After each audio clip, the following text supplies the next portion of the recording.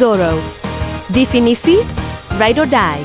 Dalam dunia One Piece, jika ada nama yang muncul di sebelah istilah Ride or Die, maka itu pasti Zoro. Dia bukan pria yang butuh pidato panjang atau janji-janji manis untuk membuktikan kesetiaannya. Semua sudah terpampang nyata melalui darah, luka, dan tindakan. Bayangkan, saat seluruh kru topi jerami tumbang setelah pertempuran melawan Moria, Luffy, kapten mereka, bahkan sudah terlihat seperti keju kena hawa panas meleleh, dan letoi pak. Dalam momen itu, Bartolomeo Kuma datang sebagai ancaman terakhir. Di saat semua sudah tak berdaya, Zoro tetap berdiri, menjadi satu-satunya harapan terakhir. Tanpa banyak pikir, dia menawarkan nyawanya untuk menggantikan Luffy. Saat Kuma mengalihkan seluruh rasa sakit Luffy menjadi bola energi dan memberikannya pada Zoro. Rasa sakit itu langsung melumpuhkannya.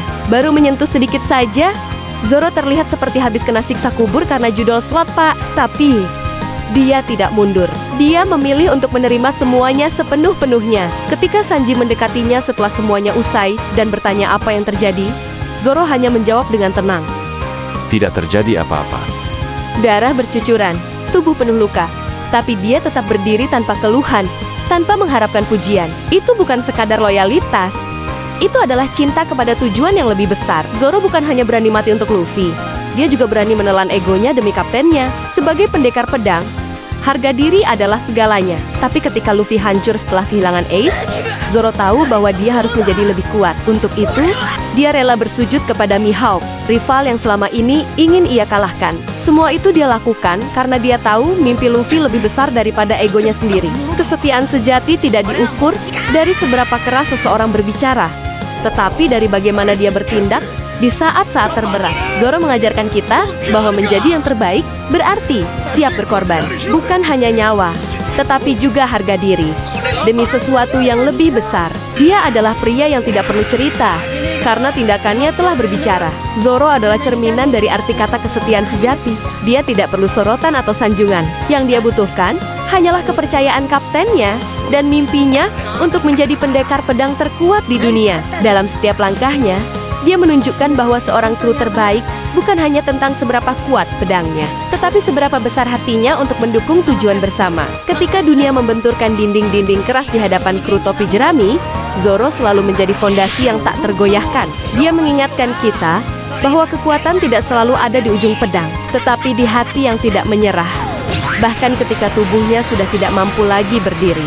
Dengan luka-luka yang tak terhitung jumlahnya, dan pengorbanan yang tak terukur, Zoro telah menjelma menjadi lebih dari sekadar kru bagi Luffy. Dia adalah sahabat, pelindung, dan orang kepercayaan.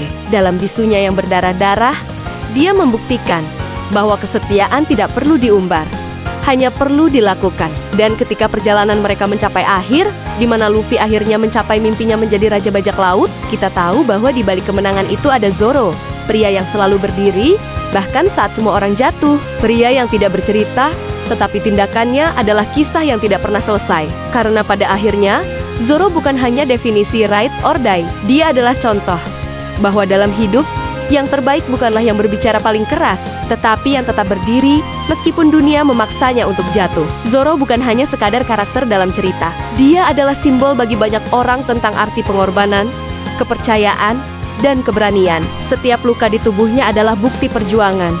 Bukan hanya untuk dirinya sendiri, tetapi juga untuk mimpi yang dia percayai. Saat kita melihat perjalanan Zoro, ada pelajaran yang selalu terpatri, bahwa terkadang kesetiaan sejati berarti rela menanggung beban yang bukan milik kita, hanya demi memastikan orang lain bisa terus melangkah. Saat Luffy terjatuh, Zoro tidak ragu untuk menjadi pijakan agar kaptennya bisa berdiri lagi. Tidak peduli seberapa besar tantangan yang datang, Zoro selalu menghadapi semuanya dengan kepala tegak. Dalam setiap duel, setiap pertempuran, dan setiap pengorbanan, dia membuktikan bahwa menjadi kru terbaik adalah tentang mengutamakan tujuan bersama di atas ego pribadi. Namun, di balik semua keberaniannya, ada satu hal yang membuat Zoro benar-benar istimewa.